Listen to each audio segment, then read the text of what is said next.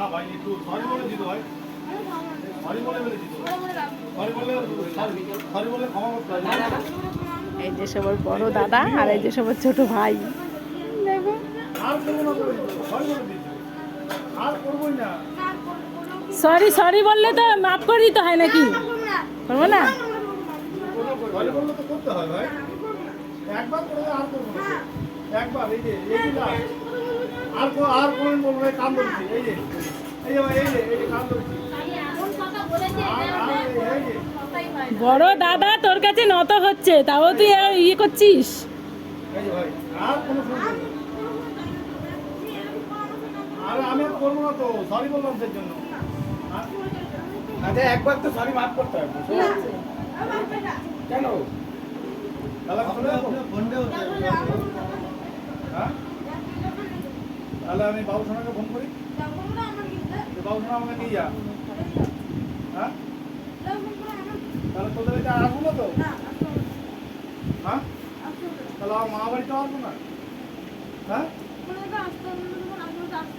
না আমার মা বাড়িতে আসবো না, আমার মা বাড়িতে আসবো না, এটা বল। তোর বাড়িতে না আসবো না, আমার মা বাড়িতে আসবো না। হ্যাঁ, কোনটা এটা? কোনটা আমার মা বাড়ি? সেই আসবো না আমি, আর মা বাড়িতে আসবো না কেন? আরে মা বাড়িতে তো আসতে হবে, মা বাড়িতে একটু আসি না এটা তো তোমরাই বলছো, আমি বলছি। তুমি আমার কালকে না দেখালে কেন তাহলে? দেখাচ্ছি।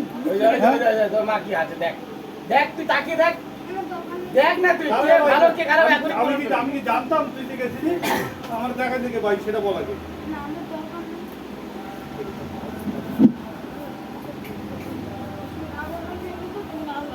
আমার সঙ্গে রাগ হয়েছিস তো? মুঝে মাফ করনা ও সাহেবা। বলো আমি ক্ষমা চেলাম, তারপরও আমার ভাই আমার সঙ্গে কথা বললো না। তা চলো আমরা বাড়ি চলে যাই। পঞ্চায়েত ডাক বিচার হবে এটা এই যে আজকে মিটিং হবে, ওখানে গিয়ে নালিশ করবো।